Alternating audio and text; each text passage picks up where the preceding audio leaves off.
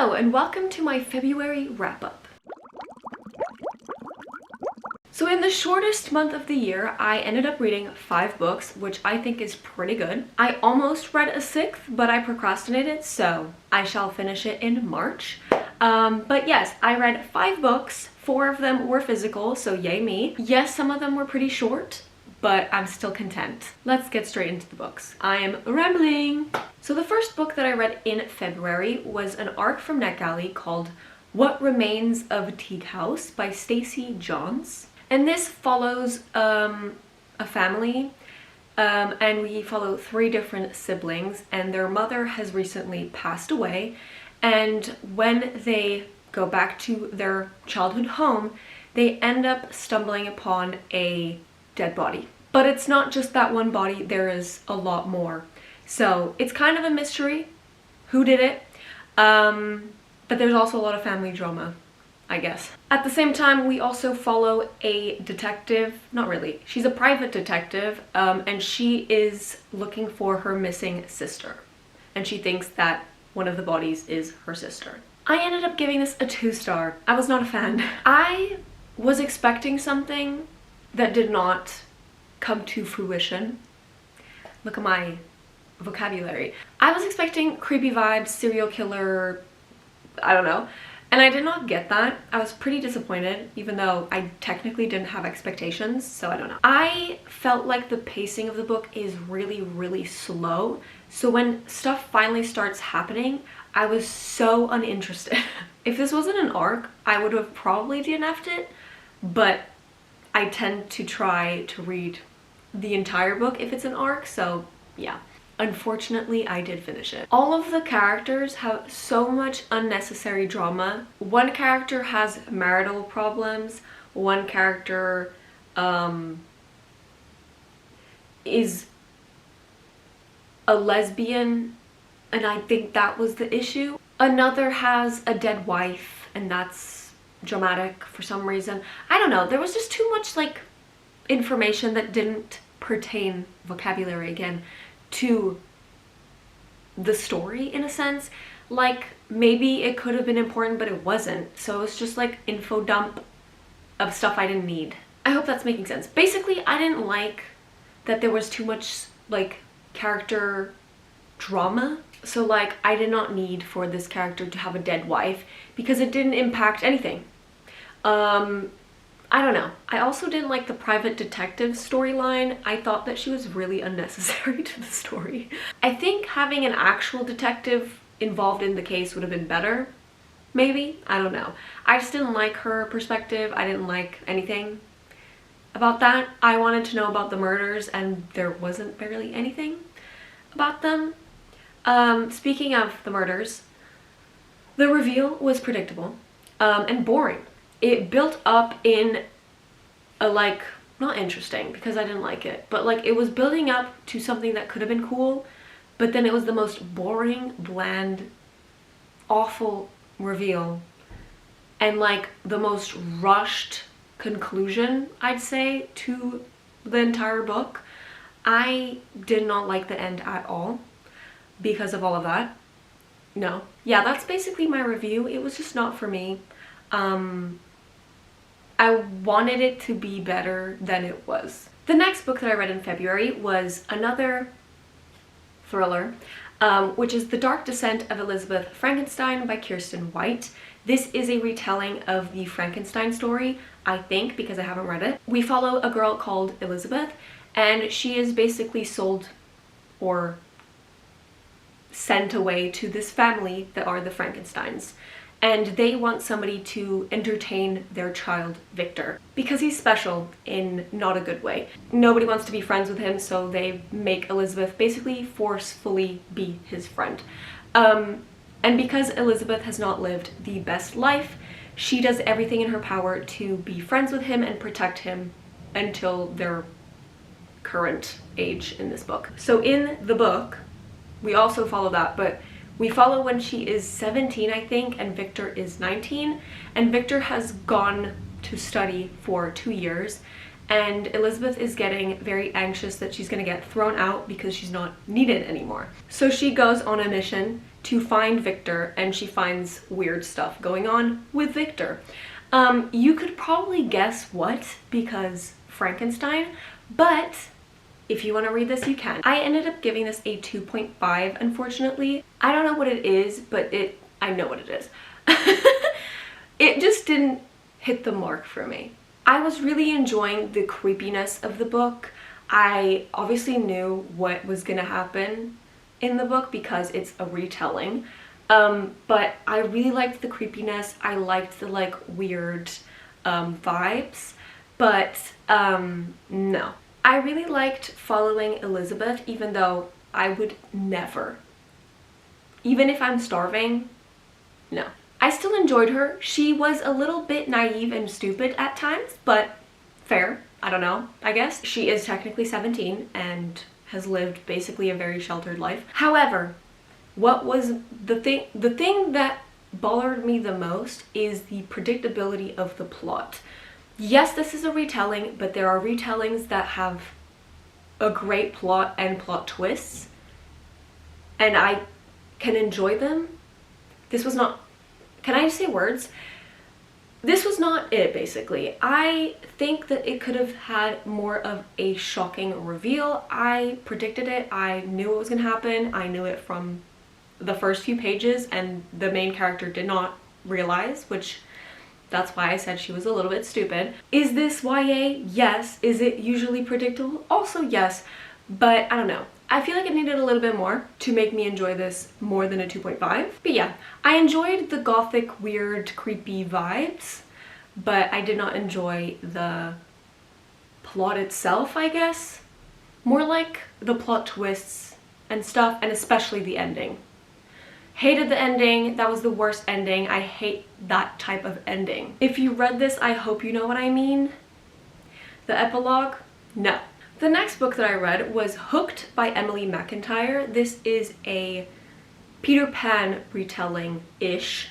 Not really. Basically all the names are Peter Pan and the references are Peter Pan, but the actual story is not Peter Pan at all. We follow James, or Hook, for obvious reasons, and he is basically a crime boss. Not really the boss. He has a boss. He's like the second in command, but it doesn't really matter. He deals in like drugs and stuff like that, and his nemesis is Peter Michaels. Our second main character is Wendy, who is Peter's daughter, which, let's ignore that it's Peter Pan. And Wendy one day walks into James's bar, and in that moment James wants to use her as revenge with Peter. Does that make sense? Basically, it's a dark romance between Captain Hook and Wendy, but Wendy is Peter Pan's daughter. Yeah.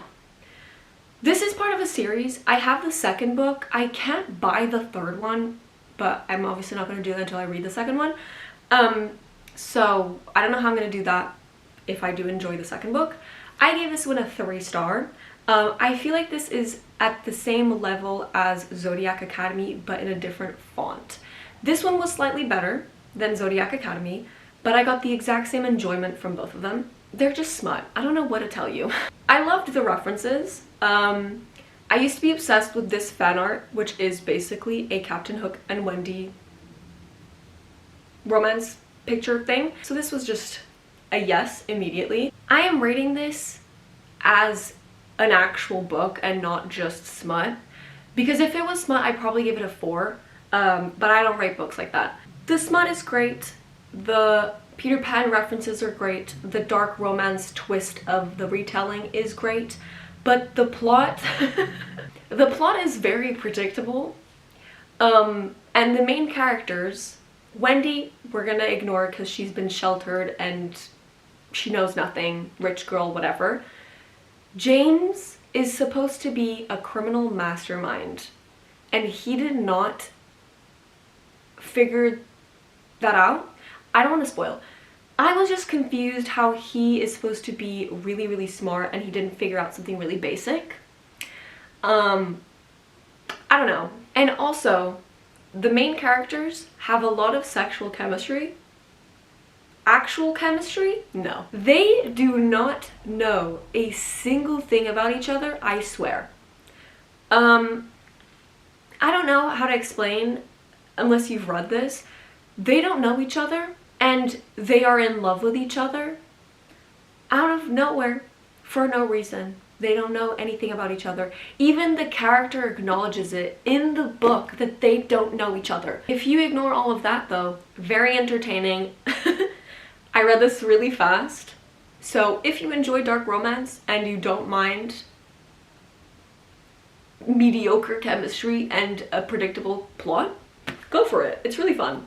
And I think the author went through cancer, so I also wanted to support her because that shit is awful. So yeah.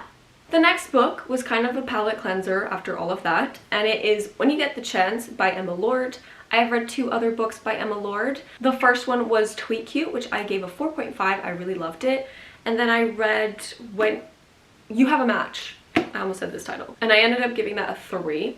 This one's kind of in the middle. I'm giving this a 4. So in this book, we follow Millie. She is an aspiring Broadway actress. She is like 17 or something.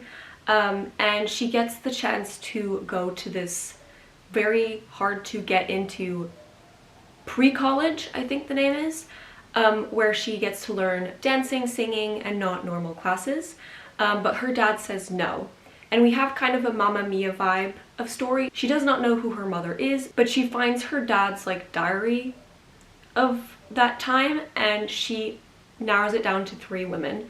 And so she goes and meets and sees if they are her mother. At the same time, we follow her working at an internship where one of those women is, with her like nemesis at school, whose name is Oliver, and they have to compete to see who stays working at the internship. There's a lot. As I said, I gave this a 4-star. I thought it was really cute. The romance is cute. The plot is fun. I thought it was a really nice palate cleanser. Do I have a lot to say about this? No. This was just fun, fast-paced, and cute. And that's all I needed. I don't have any other words. And the last book that I read in February was Ace of Spades by Faridah Àbíké-Íyímídé. I hope that's correct because I actually did Google how do you say her name, and I think that's right, but I will leave the correct pronunciation on the screen because I really struggle. This is another thriller about this prestigious academy called Niveus, and we follow the only 2 black students at this school. And one day this anonymous person called Aces starts revealing their deepest, darkest secrets. That is the plot. Oh my god, so fast, so fresh. This is like, this says on the back it's Gossip Girl-esque. I watched like 2 seasons of Gossip Girl. I don't know if I would say this is Gossip Girl. I understand why you'd say like Gossip Girl is Aces, but like, I don't know. I ended up giving this a 3-star. I don't know. I was expecting so much from this because everyone has loved this from what I've seen. It seemed to be something that I would like. So I had high expectations, unfortunately. So this was disappointing. I don't even know how to explain it. I'm glad that I read this because of what the message of the book is, but I didn't like the story. The characters, Devon or Devon, I don't know. I think it's Devon because his nickname is Vaughn, and I don't think Ven is correct, so Devon. He's fine. The character I didn't like was Chiamaka. She was so annoying. She is like the mean girl, tough woman, like the one you want to be, I guess. She doesn't take shit. She has like the best stuff. She looks the best, whatever. But she is a really, really mean person for no reason. And even when the 2 main characters have to work together to figure out who Aces is, she is really rude to Devon. And I don't understand why. Because at that point, you're social standing doesn't matter anymore because everyone is against you because of the secrets. So you don't have to be mean because you can't associate with the other black kid. I don't understand. I didn't like it. I don't like the vibes of her, so I didn't enjoy that. As for the whole mystery of who is Aces, I thought was predictable. I didn't think it was gonna be that because I was like, there's no way it's just that, and it was, which I'm really sad. I wish that it was something else, but again, that's a me problem. And the other problem that I had was that there was a lot of like subplots, I guess, and a lot of things that I'm still confused about. This might be mild spoilers, so warning. I will leave like a symbol on the screen until it's gone, so you can skip if you want. What the hell is up with Terrell's sister? Who is she? Why is she mentioned? Why do we never see her? What happened to Chiamaka at the party? Why was it never explained? Why did Devon's dad go to jail? Why is all of this like important information? I don't know. There was just a lot. There's probably more that I'm forgetting. Those are the three main things. Oh, and what happened to Belle and what was the name? Not Marsha. Martha, not Marsha. What happened to them after? I don't know. I'm just really confused. And then the ending was also not my favorite, so I was pretty disappointed. I was loving it for the first half and then disappointed. But those are all the books that I read in February. I got through a lot. Was it the best? No. The only books that I actually am keeping are these two, Hooked and When You Get the Chance, which is sad, but whatever. Hopefully the next couple of months are better reading-wise, rating-wise, but I'm pretty proud of myself. Because this is a decent stack of books. But that is everything for today, and I'll see you in my next weird video. Bye!